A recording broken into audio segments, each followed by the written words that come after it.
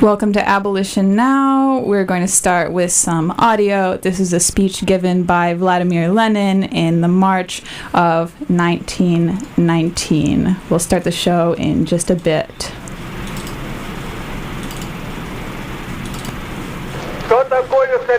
What is Soviet power? What is the essence of this new power which people in most countries still will not or cannot understand?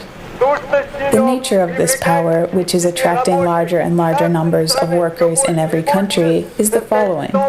In the past, the country was, in one way or another, governed by the rich or by the capitalists. But now, for the first time, the country is being governed by the classes and moreover by the masses of those classes which capitalism formerly oppressed.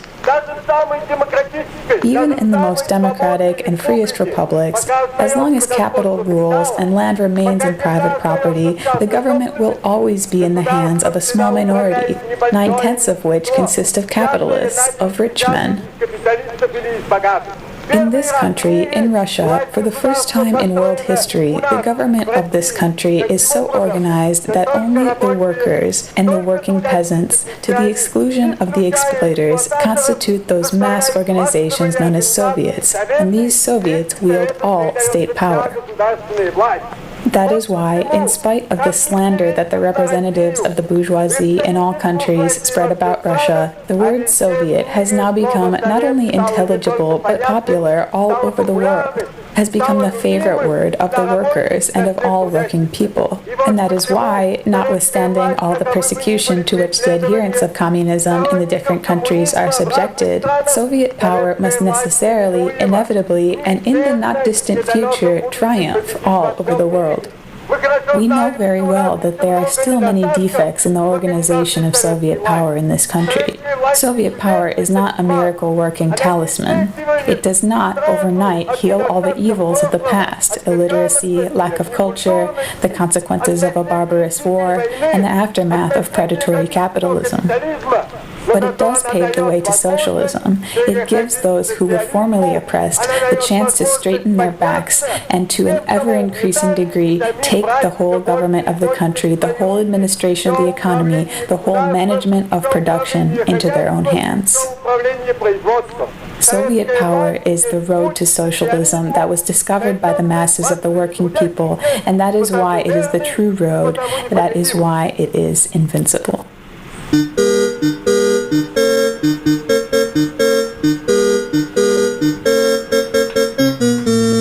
Broadcasting live from Otter Media, you're listening to Abolition Now, a production of ADLC. I'm your host, Dana. Today on the show, we're talking to Amelia Bennett, a first-year cinematic arts major and ADLC's resident history buff, on the Russian Revolution of 1917, the successes and failures of the Soviet Union, and its influence on the trajectory of Marxist politics and thought from the 20th century through to today. All that and more coming up. Stay tuned.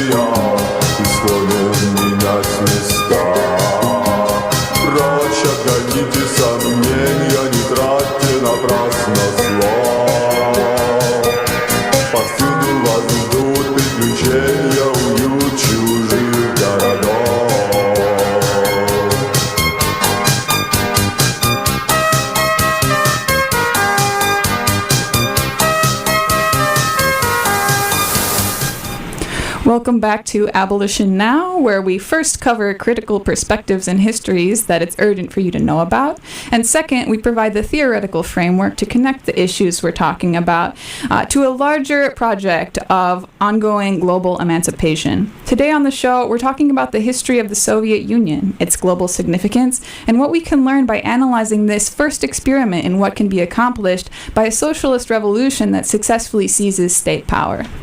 This past Monday marked the 105th anniversary of the October Revolution. And so we start our show there, because to understand why the revolution unfolded the way that it did, we need to understand the geopolitical environment in which it took place. So I'm going to have our guest on the show today, Amelia, take us through that history. So talk about the social, political, and economic context that led to the revolution. What were the relevant historical conditions and events in the century leading up to 1917? What was Russia like before the revolution? Who held wealth and power? And what was the impact of World War I? So, in 1914, the Russian Empire joins the Entente in fighting Germany, Austria, the Ottomans in World War I. I'm sure now that I'm saying this, anyone here who's taken AP Euro is currently having horrible flashbacks, but I digress. The war, Russia's involvement in the war caused an immediate, huge decline for the empire. The Tsardom grew deeply unpopular. People were mutinying, soldiers were leaving the battlefield. They were tired of the war. And because of this, the Tsar is forced by the Duma, which was the sort of parliament in Russia, even though it didn't really have much power, to abdicate. And since no one took hold of the throne afterwards, the Russian Tsardom officially ended, and Russia became a republic under the provisional government. Now, the provisional government was a cabinet composed of constitutionalist Democrats, which were essentially like a liberal democratic faction, and they teetered between being pro-monarchy to wanting a parliamentary republic. Overall, though, they were largely not socialistic. On the other hand, you had the right-wing faction of the Socialist Revolutionaries. The Socialist Revolutionary Party was an agrarian socialist party, which believed that the revolution would have to be led by the rural peasants. The right-wing faction, which had split in support of the provisional government and in support of the constitutionalist Democrats, composed a more slightly radical faction of the provisional government, but they were still largely aligned with the constitutional Democrats. And then finally you had the Mensheviks, who formerly were in the same party as the Bolsheviks, but after a split, the Mensheviks believed that the capitalists needed to be tailed behind in order for the working class to eventually take power. So they took part within the provisional government as well. This culminated in essentially the February Revolution, and it was the completion of the capitalist revolution in Russia, which had been attempted decades prior. Yeah, so important thing to note is that, this was vastly majority was rural economy at this time. Russia only abolished officially feudalism in the middle of the 19th century, way later than Western Europe did. And so it was mostly extreme poverty, peasants, right, using literally sickles and scythes to harvest their grain, dependent on natural conditions being good, famines happening twice a decade, right? So the conditions were not great, right? And huge poverty and also huge inequality, right? Where rich landowning magnates controlled the countryside, and then the small amount of capitalist development that had made inroads in the country was largely an implant of French capital, foreign capital, right? So this is the struggles and the challenges that these revolutionaries are dealing with. So by no means a perfect situation to try and do a revolution in. But amidst the chaos of the end of World War I, right, soldiers are literally walking off of the battlefield because the war is so unpopular. As Amelia kind of started to outline, there's some parties that are taking shape and forming alliances to try and do revolutionary politics, or an early form of revolutionary politics, right? The liberal democratic political parties formed an alliance, the Social Democratic Party, the Menshevik faction, and the Socialist Revolutionary Party, which represented the poor peasants. So, Amelia, I'd like you to talk about what they succeeded and failed to accomplish after this alliance successfully toppled the Tsar. All right, so with the Tsar overthrown, these parties had vowed to end the war. But once they came into power, due to their alliance with the capitalist class, they wanted the war to keep going, because it would keep Russia on the international stage if they had, say, won with Germany, and it would help generate profits within the war economy. And while they had given amnesty to political prisoners, while they had established some reforms, they had become really unpopular really fast because they still wanted to continue the war. They did it from a progressive standpoint rather than a czarist standpoint, but overall, the czarist structure was still in place, just under new heads. It was under capitalist control instead of aristocratic control. So the making of Russia into a republic meant no fundamental change really occurred. At the same time, you had the formation of the Soviets. The Soviets were councils of workers, soldiers, and peasants' deputies. These formed the organs of working class power, but at this time, they had given support to the provisional government as they were dominated by the provisional government's parties. The Bolsheviks and the left-wing faction of the socialist revolutionaries, which were not happy with the actions of the provisional government, were a minority, and they still were wary of carrying out revolution.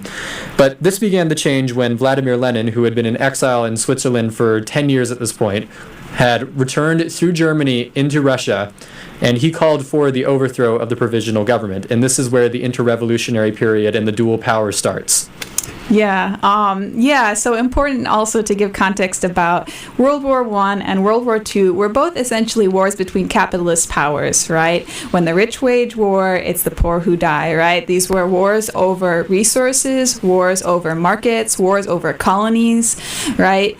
So that's also the context of this, that not only are people sick of war, they're also sick of capitalist wars, right? And so certainly that is a big part of this when we talk about the context that was being set and the impetus for this revolution. So moving into the period, the early revolutionary period of 1917 to 1922, there were several different conflicts that happened in Russia during this time.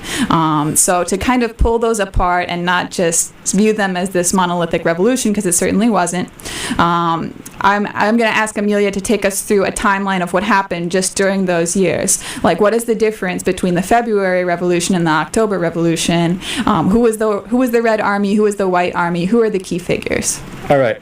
So I'm going to try and do this the most quick way possible so we don't get bogged down on this.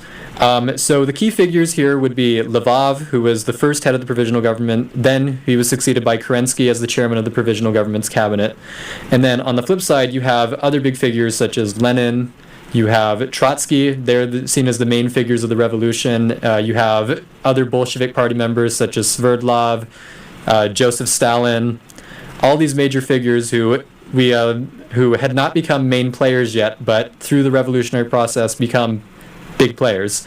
So when Lenin returns to Russia, and he's quickly followed by Trotsky in May, Lenin causes a lot of outrage and controversy through his call for the overthrow of the provisional government.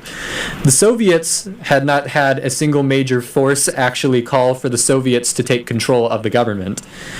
So they were still dominated by the right-wing SRs and the Menshevik party. But quickly, due to Lenin's call for the overthrow of the provisional government, the Soviets becoming the sole government, and his call for land reform, the expropriation of all major private enterprise and banks, his call for peace, land, and bread, that was his major slogan, which was the call for the end to the war. His all these major reforms he called for, which he vowed for if the Soviets, the councils of the workers, took power. He grew quickly more popular. So this started a period of what's called the Bolshevization of the Soviets. In the months and weeks leading up to the October Revolution, the Bolsheviks quickly start to dominate the several Soviets throughout the country, most importantly, the Petrograd Soviet. Petrograd, which was the new name for St. Petersburg, as all Germanic names had been changed after World War I started. Petrograd, the capital of Russia, their Soviet was the most pro-Bolshevik at the time. Trotsky, who previously was anti-Bolshevik, had joined with the Bolsheviks and had become the chairman of the Petrograd Soviet. So this started the formation of a military revolutionary committee. This committee formed militant factions called the Red Guards, which were loyal to the Bolshevik Party and would carry out militant actions against the government. During the July days, the Bolsheviks tried to carry out an uprising but failed. But despite that failure, they gained more popularity in August when a Tsarist general named Levar Kornilov tried to coup the provisional government and take autocratic power and restore the Tsardom. So the Bolsheviks quickly were gaining more and more power.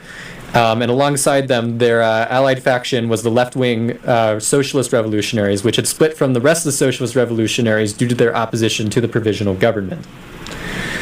So this all leads up to October 25th, 1917, on the Russian calendar. The Russians were still using the Julian calendar while the rest of the world had switched to the Gregorian calendar. That's why, despite November 7th being the date on our calendar, it's called the October Revolution. So, leading up to the revolution, the Bolsheviks quickly planned to overthrow the provisional government. So, on October 25th, the Red Guards seize control of railway stations and railways. They take control of telegraph and telegram stations. All party organs and offices that had been previously destroyed by the Tsarist police had been reclaimed. And due to this, Alexander Kerensky, the head of the provisional government, flees the country, and the provisional government is essentially isolated. So all the Red Guards now group around the Winter Palace, where the provisional government is seated. A naval ship called the Aurora, which had a pro-Bolshevik crew, gives a signal, and at around 9:45 p.m., the Red Guards storm the Winter Palace through the back door. In many depictions, such as in 10 Days That Shook the World, which is a 1927 Soviet silent film, it's depicted as this great heroic battle. In reality, there wasn't that much resistance initially. The Petrograd guards had gotten so fed up with the provisional government that they had left the palace. So previously, their 3,000 guards had just up and left, abandoned their posts, and all the guards that left were largely unarmed or disabled. So the Red Guards were able to storm in through the back door. Now, there was still some light fighting. So for around a few hours, there's some light gunfire within the Winter Palace, and provisional government is scared to death, barricaded in the dining room, trying to figure out what the hell to do. And at around 2:10 a.m., the provisional government decides to surrender. The Red Guards come in and arrest them. They're imprisoned at the Peter and Paul Fortress across town. And the Lev Kamenev, a prominent Bolshevik figure who had actually opposed the revolution, declared that the provisional government was no more, and that the second all-Russian Congress of Soviets, which was where all the Soviets were met up, was now the official government of Russia. So the working class had successfully, at this point, seized power and overthrown the government. So this is the first time this had ever happened in history.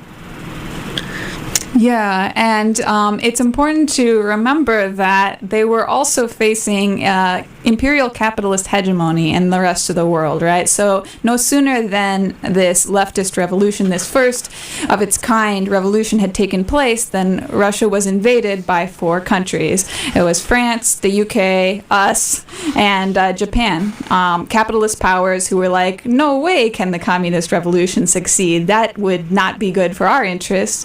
And so it wasn't just that, they were under enormous pressure because it was a poor and very unequal country to begin with. They were also actively sabotaged from the very early aftermath of the revolution by imperial powers coming in and invading and supporting the White Army in the Russian Civil War. So this is also the conflict that follows from the revolution, is that the Red Army, led by Leon Trotsky, is supporting the revolution, and then the White Army, which is supported and made up of the people who were benefiting from the old capitalist system and the old feudal system in Russia.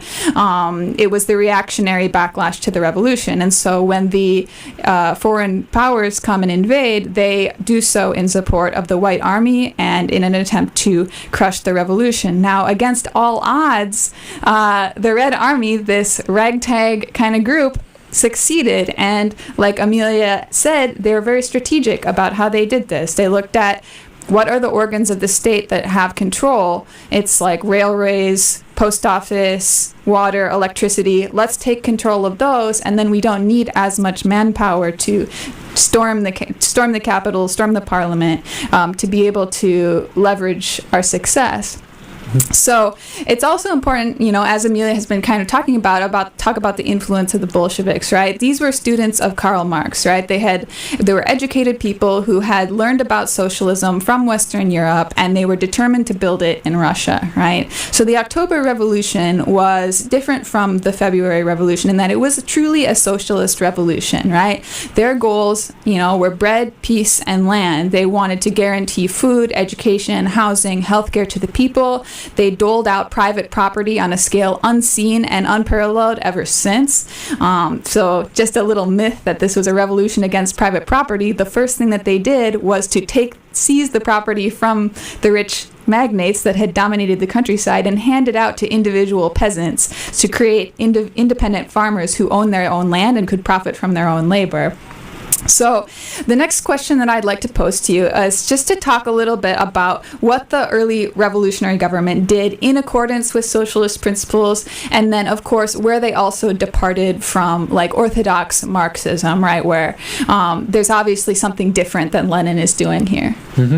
So the first main things that the revolutionary government does, so once the Congress of Soviets is convened, they elect a Council of People's Commissars, which is basically like an executive cabinet. So Lenin, reluctantly, he didn't want to be elected to the as head of the government, but Lenin's elected head of the government. And the first two things the government does is declare a decree on land. And the decree on land was that all private property is to be expropriated by the Soviets. All lands, which are feudal estates, all the estates shall be abolished, and all the land shall be either turned over to organized communes or to the individual peasants that cultivate on it. Now, this is largely a capitalistic policy, but it was necessary because in the countryside, there was no developed economy. So giving peasants control over their own land would allow for, first off, the peasants to no longer be exploited through feudalism, but also be able to control their own land. And this would allow better development of the land economy. Alongside that, they also of all banks. They abolished different ranks within the army. So through this establishment of the decree on land, this is like the way in which the property is to be put collectively into the hands of the working class. The second policy first deployed was the decree on peace, which stated that all Russian troops are to be pulled out of the war, and that peace is to be declared with Germany. Now, obviously, it didn't happen as smoothly as the decree says. It took them a few months before a treaty and armistice were finally signed with the German Empire, so the war could be officially over. But their first two promises were carried out the moment that they came into office. Peace, bread, and land. Yeah, and one of the things to note, after they were invaded by these four foreign powers, right, there was a brutal civil war that had caused enormous destruction of life and property and led to the famine of 1921. Now, this is a famine that is trotted out by people who will say communism, that causes everyone to starve to death. Well, if you actually look at the history of the Russian Civil War, there was a lot more going on as far as the climate, the drought that was happening that year, the fact that the entire world was facing a shortage of food due to the destruction of World War I, the lingering destruction of World War I, and then also that the White Army, right, and the foreign troops were coming in and going around to farmers and taking all of their grain, right? So this wasn't just that grain was being taken from the individual farmers to feed the Revolutionary Army. It was also all of the foreign armies and the White Army who were doing this as well. So we like to contextualize, right? We're not saying that we idolize the Soviet revolutionaries. However, right, it's good to have a balanced perspective of this. So despite the destruction of this war and the foreign invasion, in the decade following the Civil War, the Soviet economy grew really spectacularly. It recovered by the late 1920s and entered the 30s determined to build up its industry, and spent the 30s just doing that. But this was also the period of the rise of Stalinism, the repression of dissent, and the authoritarian use of state power to spur spurred the furious drive to industrialize. So next I'd like Amelia to talk about the pressure that the Soviets were under during this time period, and what of the ideals of the revolution were, I use the term sacrifice, and you can maybe debate whether that's the right term to use, but the ideals of socialist organization, of democratic organization, had to be sacrificed in response to the pressure and the threat from outside, and also the isolation that they faced. So what options really did the revolutionary government have? Yes. So throughout the Civil War, as we've already described, there was the Red Army, which was supported by the communists, the White Army, which was Tsarist forces, Republican forces, basically forces on the side of capitalist counter-revolution, which strove to end the revolutionary government and kill the revolution. So following which, after the end of the Civil War, there was the famine of 1921. This famine was due to the destruction caused by the Civil War, the invasion, and the fact that they were still recovering from World War I. So the first sacrificed policy is the abolition of private property. Initially, factories were to be collectivized under the control of the factory committees, under the control of the Soviets. But due to the level of destruction, it just wasn't possible, and there needed to be a period of capitalist development. So Lenin establishes the new economic policy. And the goal of the new economic policy is that certain levels of private enterprise and private cultivation of lands under the control of the Soviet state will be allowed, so that way there can be a level of development to where workers can then have direct control over their factories, over their workspaces, all that. But at the same time, the Soviet Union's state had become increasingly bureaucratic due to the war machine. In order to keep the state preserved, there was the establishment of the Cheka, which initially was just to exist as a way to monitor existing forces of counter-revolution. It gradually became more and more of something resembling a secret police force, which is not good. Following that, there was massive disputes within the party over the role of the trade unions, and due to the pressure of the Civil War, you had the Kronstadt Rebellion, you had rebellions in Ukraine, certain rural areas of Russia and all that.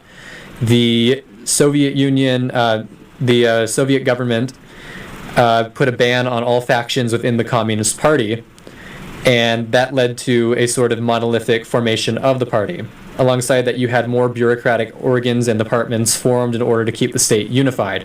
So many things had to be compromised, and I'll agree that this was a sacrifice in order for survival, because the Soviet state had become isolated. There were revolutionary surges in Italy, in Ireland, in Hungary, in Germany, in Finland, in the Baltics, and all of them had basically been crushed.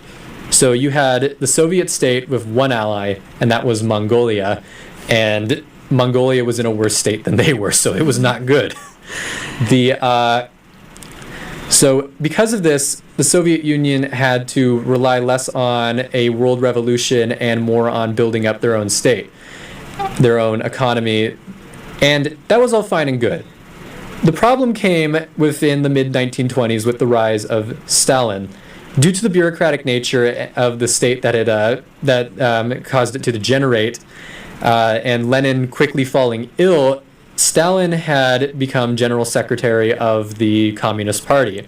And there had been secretary positions within the party, but this position made him essentially the leader of the Communist Party. And this caused many problems, as now the party had become more bureaucratic, the government had become more bureaucratic, and it was starting to teeter more towards the growth of industry within the Soviet Union instead of pushing towards communism and pushing for the world revolution. And you can see examples of this within the foreign policy of the Communist International, which was supposed to be an organization of all the world's parties in support of world revolution, but instead it quickly became more of foreign policy for the Soviet Union, foreign means of support for the Soviet Union. The Communist parties, instead of fighting for revolution, instead became more of the talking voice of the Soviet Union and its interests internationally. So within this, the Communist Party of Germany, for example, in 1923 was planning to rise up against the Social Democratic government, which had just previously slaughtered the communists and many of the workers in Germany in 1919, and as well had given amnesty to Kaiser monarchist autocrats that had tried to overthrow the government in the Kapp Putsch of 1920. So because of this, the Communist Party was planning on using the dissatisfaction of the government to mobilize the workers, overthrow the corrupt German state, and establish a Soviet republic in Germany.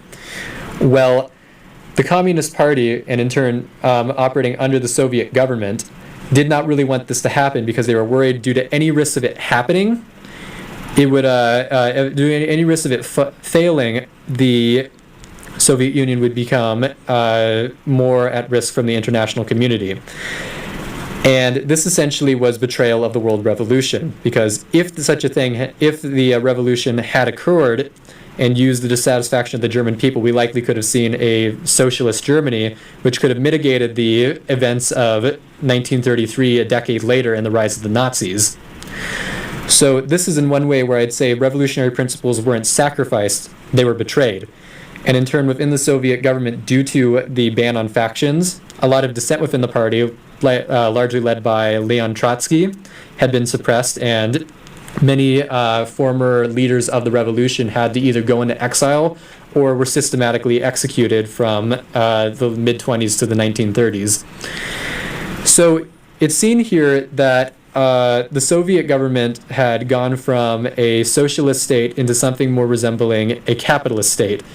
The bureaucracy had degenerated into its own class of capitalists, and essentially the revolution by the late 20s had been fully betrayed, and the Soviet Union had become a state capitalist country, where essentially capitalist elements such as the mode of production, the law of value, universalized commodity production, all of these still existed, but it didn't really occur in the same way it would occur in other capitalist states.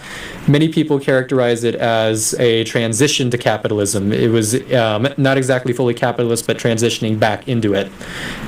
So essentially, I would say, due to the conditions of international isolation and the lack of action against the bureaucracy and Lenin's early death, we can see that the revolution wasn't just sacrificed, it was fully betrayed. Yeah, so much there, and we're running a little bit behind schedule, so I want to ask one more set of questions in regards to the history before we take a short break, and then we'll move into the analysis. But I think there's a lot there that will become relevant to our analysis that we're going to do. The fact that this kind of two-stage version of Marxism that came about under Lenin, where, okay, we need to have rapid development before we can have communism, became a model for a lot of other poor countries that wanted independence from imperial capitalist hegemony, but had an agrarian or underdeveloped economy and could not support themselves unless they had this sort of strong state taking over and then implementing rapid development, right? And we can kind of debate, when you are pushed up against such a huge threat from the rest of the world, from the hegemonic powers of the world, what other option do you have than to militarize and to industrialize if you want to have a semblance of independence? That's certainly something that we'll discuss in our analysis. But for now, you had mentioned Germany, right? Like, if any country at this time had a chance of doing a socialist revolution the right way, right, and having it have legs and longevity and having it spread to the other countries of Europe, it was Germany, right, before the fascist takeover. So let's talk about that. Let's talk about anti-fascism is really key to understanding this history, right? As World War II ended and the fascist threat was temporarily quashed, right, the USSR had very little time to breathe before being caught up in an arms race, right? And we saw this kind of development into a nuclear power, a military power over a wealthy country that then used that to raise standards of living. And this was used by the capitalist powers against as propaganda against the Soviet Union, but it was also used by fascists, right? So from the beginning, Hitler called the Soviet Union the number one enemy and target of fascism, right?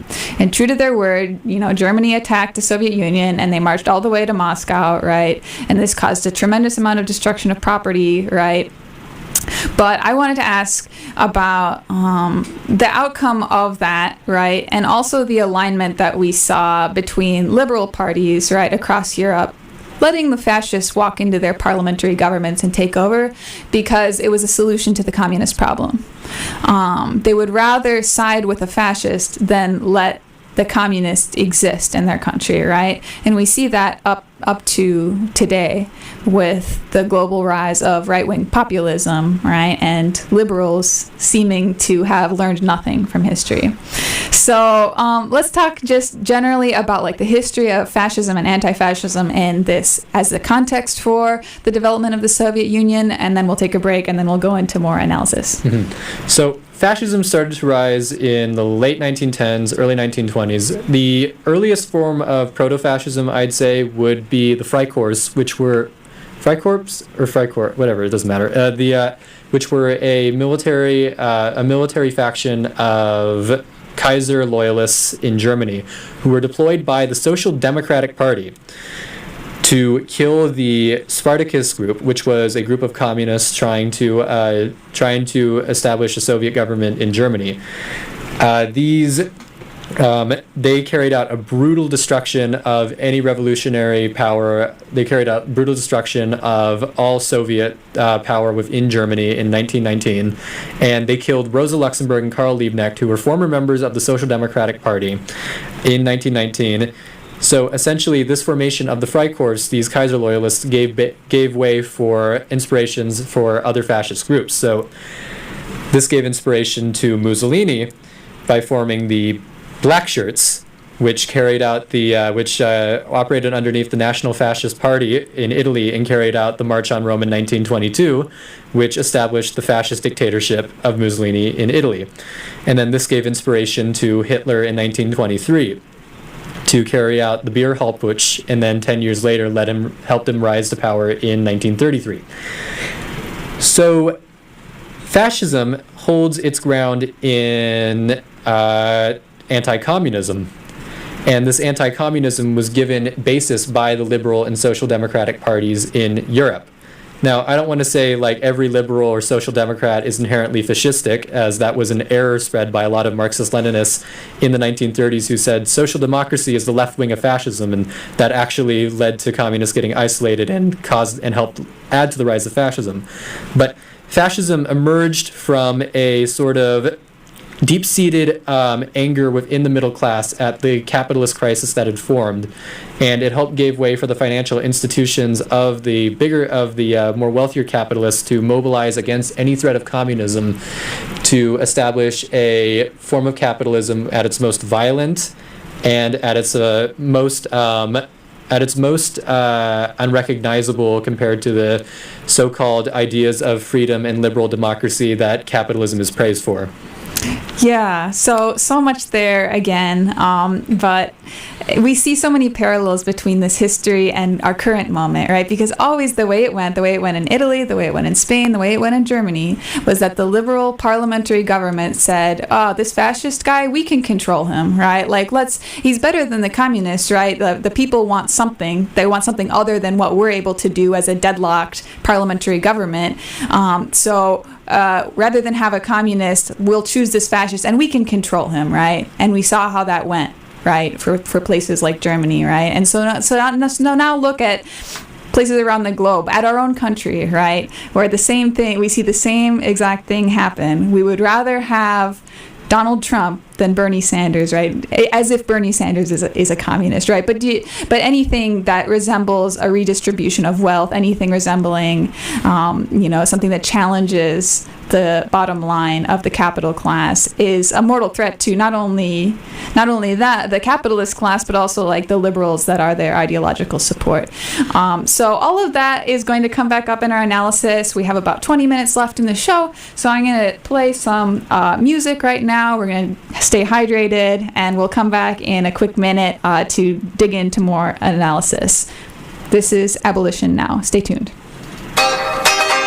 Da haben die Proleten Schluss gesagt und die Bauern, es ist soweit. Und haben den Kerensky davon gejagt und die Vergangenheit. Und das war im Oktober, als das so war.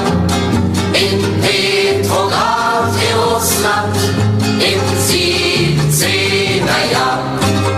Da hat der Soldat das Gewehr umgewandt, da wurde er wieder Prolet, worauf sehr schnell vom Krieg abstand die Generalität. Und das war im Oktober, als das so war. In Petrograd, in Russland, im 17er Jahr. Da hatte der Muschik den Bauch nicht voll und da las er dann ein Dekret, dass der das Korn jetzt fressen soll, der auch das Korn abmäht. Und das war im Oktober, als das so war. In Petrograd, in Russland, im 17er Jahr. Die Herren haben durchs Monokel geguckt und haben die Welt regiert. Und ehe ein Matrose in die Neva spuckt, waren sie expropriiert. Und das war im Oktober, als das so war. In Petrograd, in Russland, im 17er Jahr. Und der dies Lied euch singen tat, lebt in einer neuen Welt. Der Kumpel, der Muschik, der rote Soldat, haben die euch hingestellt. Und das war im Oktober, als das so war. In Petrograd, in Russland, im 17er Jahr. Welcome back. You're listening to Abolition Now. In last week's interview, we had talked about examples of psychological warfare, right? We interviewed Edwin, really great interview about things like Operation PB success in Guatemala, right? And how we can't trust the popular media in the United States to give us a clear picture of history and of ongoing events in other countries. And of course, the larger context for PSYOPs like PB success is the Cold War, during which time state-sponsored disinformation reached new heights, right? So the effects of the Cold War on our popular discourse we still feel today, and it has limited our capacity, if not made it completely impossible, to have a balanced discussion about the successes and failures of the Soviet Union. And this is made evident by the double standard, right, between figures in the USSR. When we talk about them, you cannot talk about them without saying, oh, but they murdered a bunch of people starved, right? Whereas figures in American history, like, say, Teddy Roosevelt, right, genocided Native Americans, and yet we can mention him and no one brings that up. So there's certainly a double standard as far as how many people died under communism, right? How many people who had to work really hard under communism, right? Both of those things are true about capitalism as well. We just take it for granted because it's our current system, right? So in order to have a nuanced discussion about the USSR, we also have to stop seeing it as like a stand-in for communism generally, just as we don't see the U.S. as a stand-in for capitalism generally, so that when things go wrong, right, we don't see it as evidence, or like at least in popular discourse, we don't see it as evidence that capitalism isn't working. As leftists, we do, right? But so originally we were going to talk about kind of some of the myths and misleading information about the Soviet Union and stubborn artifacts of Cold War hysteria, but I think we can we can skip over that in the interest of time and go right into criticisms from the left, right? Legitimate criticisms that we can actually lend credence to of the tactics and the attempted implementation of socialist principles after the revolution, right? So first is the critique that stems from the anarchist principle of prefigurative politics.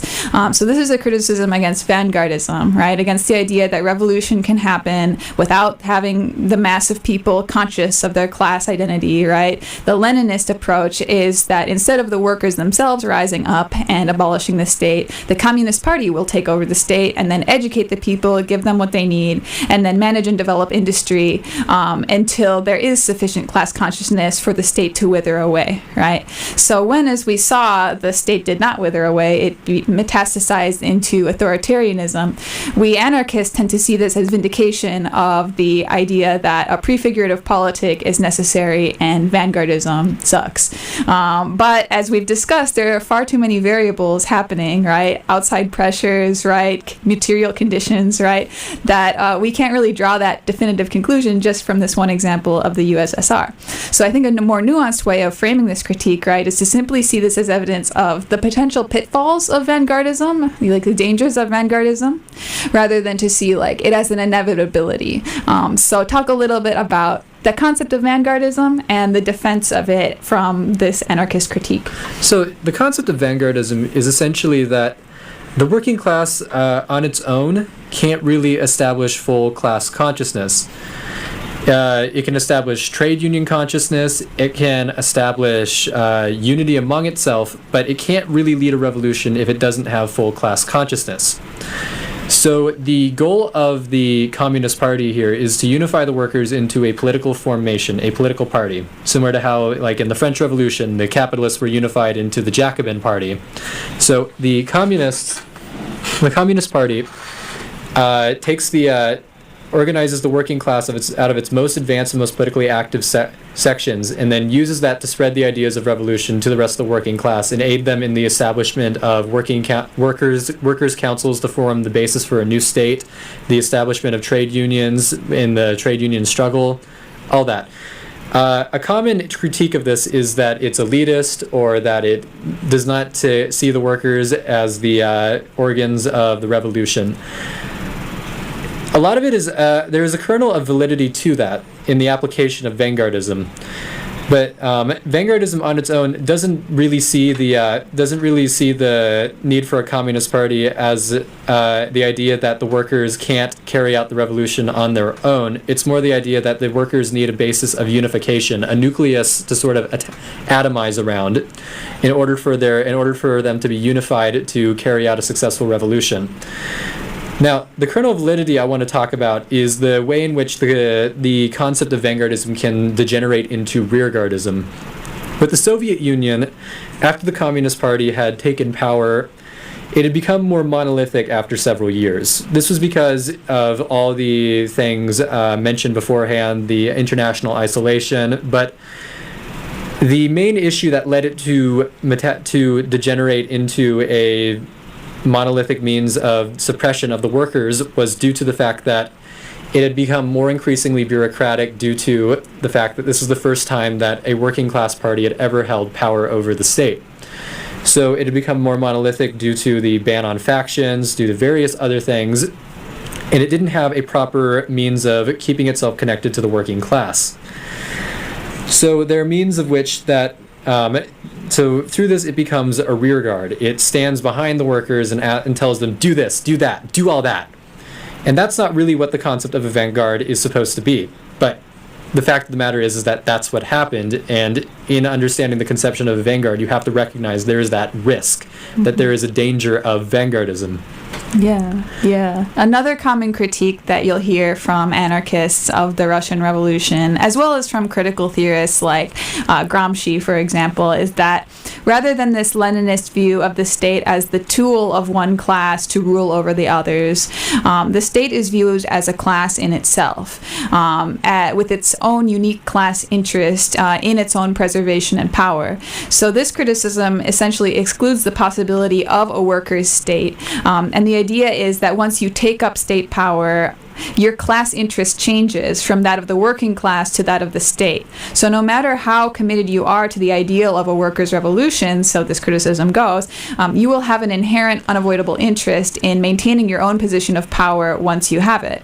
So again, viewing the USSR in a vacuum, when there's no military threat, no fascist threat, no sabotage by the capitalist powers, right?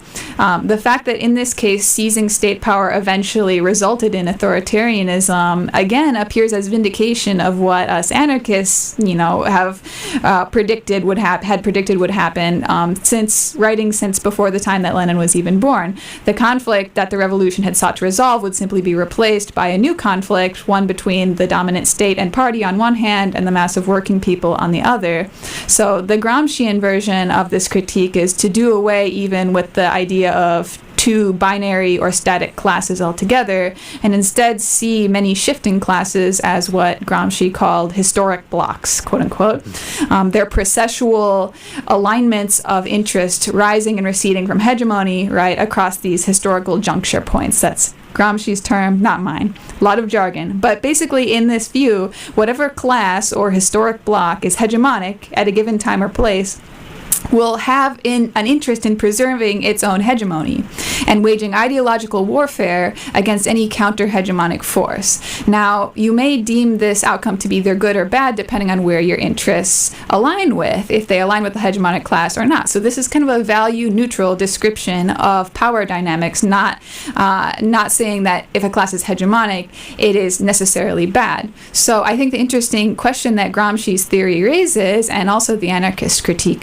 of seizing state power raises, is what happens to the working class struggle if the workers become hegemonic, right? And what is the next historic block that would emerge?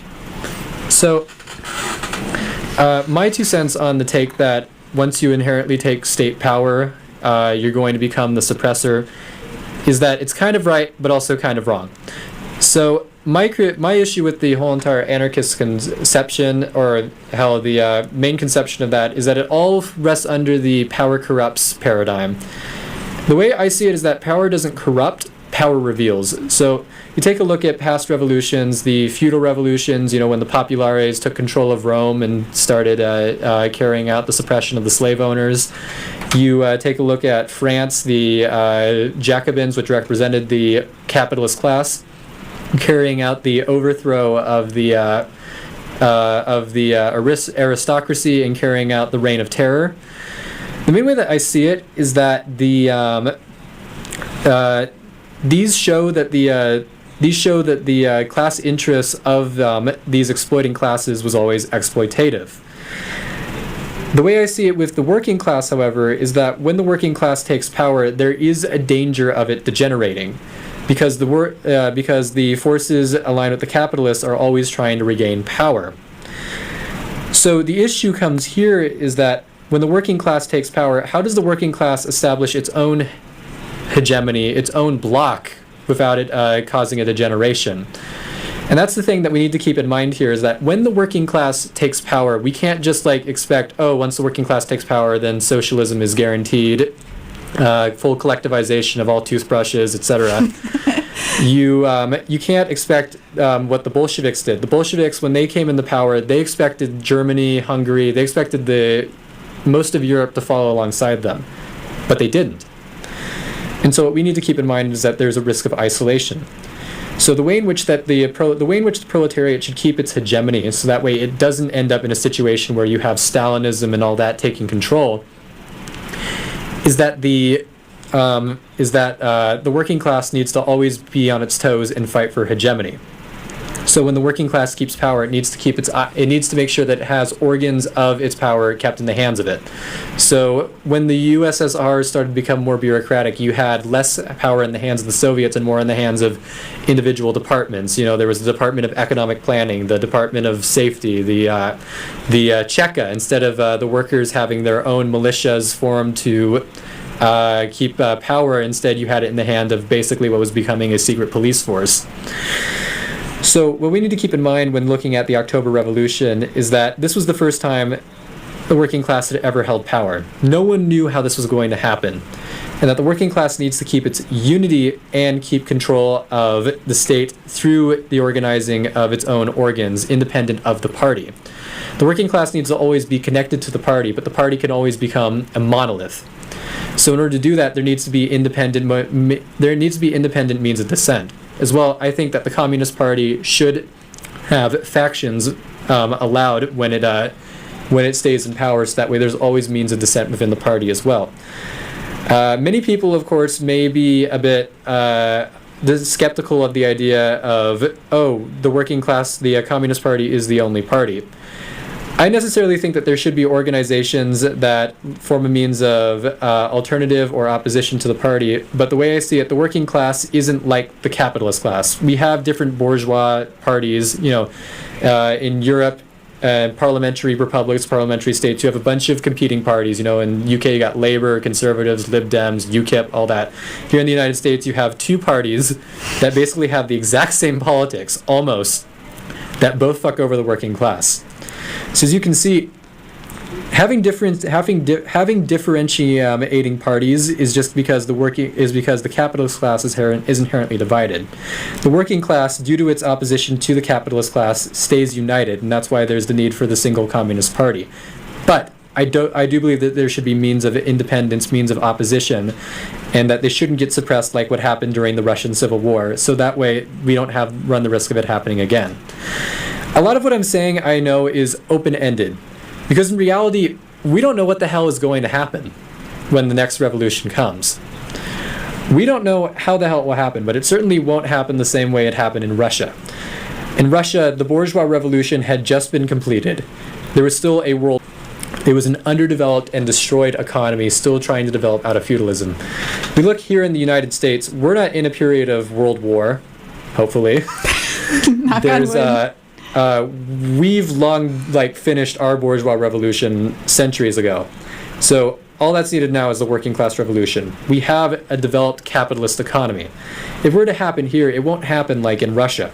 But we still should look at Russia, see other attempts at revolution outside of Russia as well, and take into account what mistakes they made. Mm-hmm. Personally, if a revolution were to happen anywhere, if it ends up isolated, it needs to stay inherently connected and under the control of the international proletariat. So, for example, the Italian communist Amadeo Bordiga said that the Soviet Union should have been under the control of the communist internationals. That way it stayed under the control of the international proletariat. I'm going to now start to wrap up so that way I don't go into an unhinged rant that goes over time. But the main gist here is that the Russian Revolution is important because it was the first time the working class had successfully taken control of a country. But it ultimately failed, and we need to recognize that it failed. Karl Marx once said, "The tradition of dead generations weighs like a nightmare on the living," and that speaks today for leftism. So many people have such uncritical wavering for Soviet states, for anarchist opposition, for all sorts of projects that happened in the past, and we need to remember that while they're important, the past is the past, and we need to think about the future.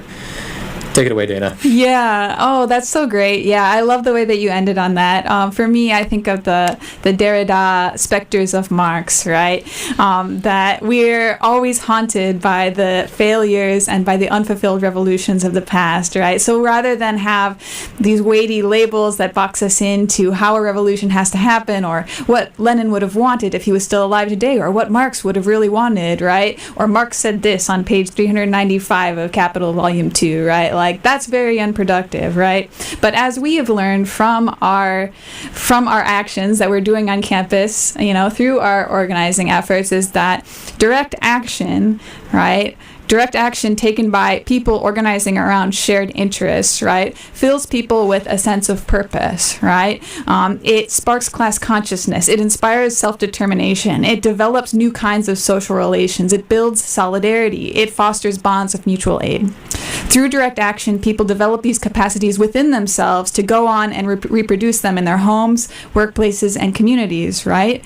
If the goal of anarchists and communists alike is to arrive at this stateless, classless society, society of community self-management, then we're both working towards a world where these are the type of capacities, consciousness, and connections that our communities exhibit, right? This is the theory of praxis, and it is just as much communist as it is anarchist.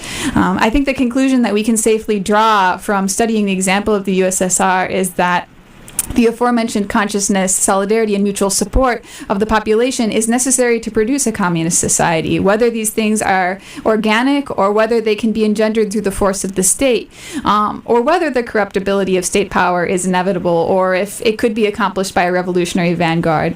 The criticisms of the USSR that I've raised here are not in blind ideological opposition to communism, just as your defenses of it have not been blind ideological dogma. I think we're both clearly against that, right? We both want to know the ways that communists and anarchists can and the ways that they cannot achieve their own stated goals.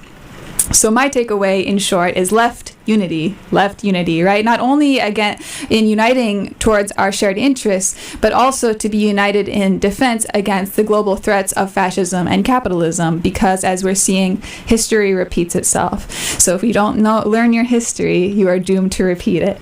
All right, so that is all the time that we have for our show today. Thank you for joining us on this episode of Abolition Now. Join us next time, same channel, for another conversation. And if you would like to reach out to us via email, it is adlc@csumb.edu or Instagram @adlc.csumb. See you next time.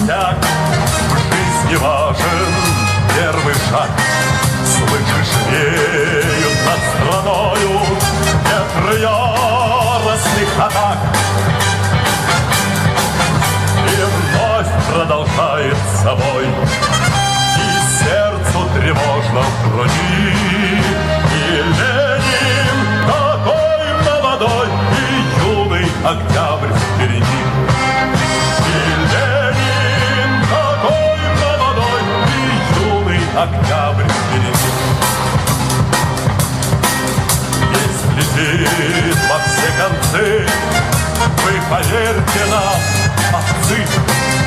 Будут новые победы, станут новые бойцы. И он продолжает собой, и сердцу тревожно в груди. И Ленин такой молодой, и юный октябрь впереди. И Ленин такой молодой, и юный октябрь. Милости не жди, жизнь для правды не щади. Нам, ребята, в этой жизни только с правдой по пути.